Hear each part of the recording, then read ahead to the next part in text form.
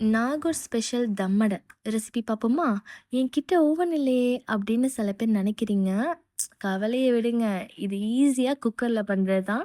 வாங்க ரெசிபி பார்ப்போம். ஒரு பேன்ல கொஞ்சோண்டு கீ ஊத்திட்டு, இந்த மாரி எல்லா ரவாவையும் போட்டு லைட்டா சாட்டே பண்ணி வச்சுக்கோங்க.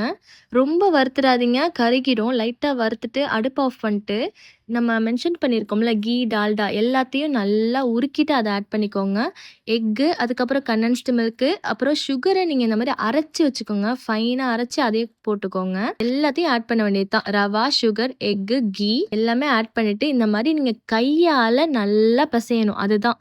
ஒரு 35 மினிட்ஸ் நல்லா கை விடாம கிண்டிங்கன்னா, இந்த மாரி வரும். வந்ததுக்கப்புறம் பேலன்ஸ் உள்ள 50 கிராம் கீய நீங்க அது மேல ஊத்திக்கோங்க. இப்போ ஒரு பெரிய குக்கர் எடுத்துட்டு, நல்லா கீய ஸ்ப்ரெட் பண்ணிட்டு, இல்ல நீங்க பேப்பர் வச்சுட்டா அந்த பேக்கிங் பேப்பர் வச்சாலும் பிரச்சனை இல்ல. நான் டைரக்ட்டா தான் பண்றேன். நல்லா அந்த மாவையும் ஊத்திட்டு, சும்மா ஒரு டெக்கரேஷனுக்காக இந்த மாரி கேஷ்யூஸோ, இல்ல ஆல்மண்ட்ஸோ சேர்த்துக்கோங்க. இன்னொரு விஷயம் என்னன்னா, நீங்க கீழ நம்ம தம் எப்படி போடுவோம் பிரியாணிக்கு, அந்த மாரி பிரியாணிக்கு தம் போடுற பிளேட் இருந்துச்சுன்னா, அத கீழ வச்சுக்கோங்க.